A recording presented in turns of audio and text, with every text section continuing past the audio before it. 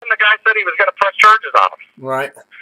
So, but here's a guy who claims to be an honest Christian. Right. Okay? He has told my wife on several occasions that he is an atheist. He doesn't believe in God. But see, we as Americans believe in God. So he always says, God bless. God bless you. And now I noticed on your show at the end, he has this nice little thing he says, and God bless America. Right. I just, just what you want to hear. The pedophile holding candy outside his car window and saying to the child, look, I have a lollipop. So the child will come and approach before he snatches him up. That's what he is. Matthew is a predator. And he says whatever people want to hear so that he will get them in his clutches. Ah, that's what he does. Great, wonderful. We don't need this kind of guy around us. We don't need this at all for our network. We don't need it. So it's a good thing I deleted those videos. Good thing I did. I appreciate that. I really do. From coming from a law enforcement officer to a pastor, I really appreciate that. I'm glad we got this exposed. And I think we got a phone call from Matthew, by the way, and I hang up on him. I didn't want to deal with it, so I was on my cell phone, by the way, and I think he called me. I do have that archived and recorded here on this broadcast, and make sure we got this broadcast out here. So this is what we done. So go ahead, Robert, again. If he calls, Mark, ask him where he is.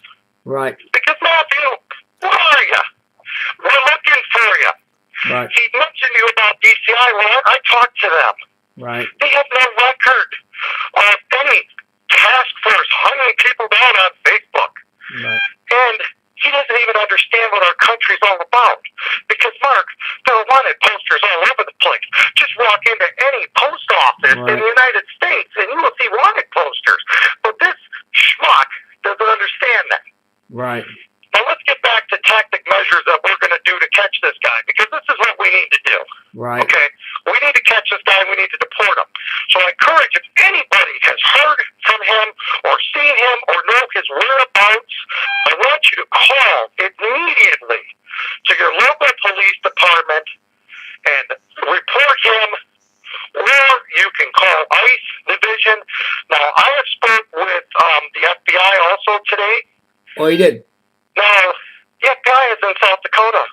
We have several branches in South Dakota. He claims that DCI is the FBI of South Dakota. Again, the guy doesn't know what he's talking about. Right. Now, they're very intrigued and encouraged to try to apprehend him, okay? Because he is very vocal. He is going around. He is coming into people's homes. He is mooching off of people. He is taking advantage of people. And he is also ruining people's cases. Right. Because he's writing the judges and all this stuff. And the thing is he's a radicalist. And Matthew Virgin, you are a terrorist. You are attacking American citizens, trying to destroy their lives. I employ him to try to sue me for defamation of character. He knows where I live. I would be more than happy to face him as he's being deported and ejected out of this country. So, if anybody is listening to this and they have any type of common sense, report him, call Homeland Security, you can call ICE, you can call the FBI, you can call your local police department. The problem is he's on the run and he's hiding. Right. Matthew states that I'm hiding. Right. I live in a house and I've been here for 5 years. Right. I'm not going anywhere. Right. He's got a problem. Bring it on. Right. He can contact the authorities. He can do whatever he thinks. But again, Mark, this is his little rouge of bells and whistles. Right. I've contacted DCI. Right. Matthew doesn't understand that. I used to work with DCI. Right. I worked with them on a case a couple years ago. Really? All right?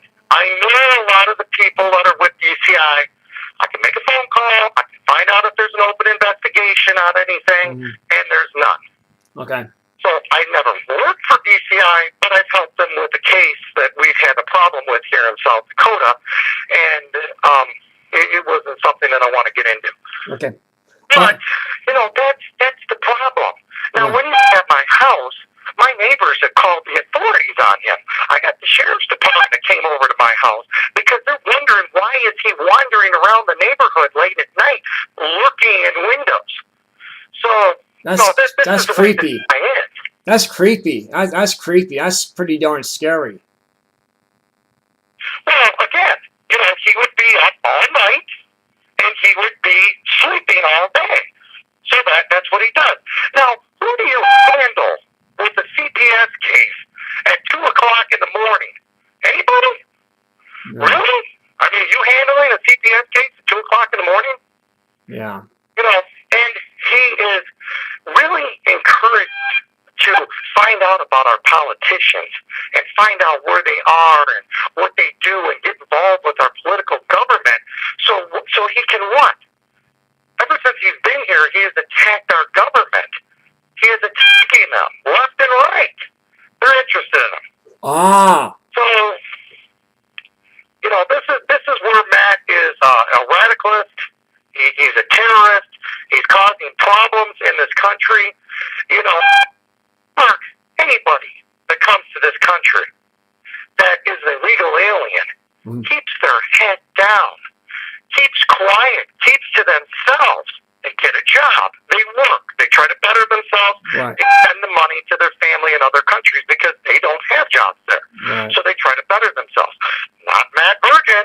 He comes to the United States, conning some woman into buying him an airline ticket. He comes to Louisiana. He cons her into buying him a cell phone. He wants to marry her. But then she decides to get rid of him, and she kicks him out. So now he's just a stranded person that is wandering around this country, leeching off of good people's fortunes. Oh, man.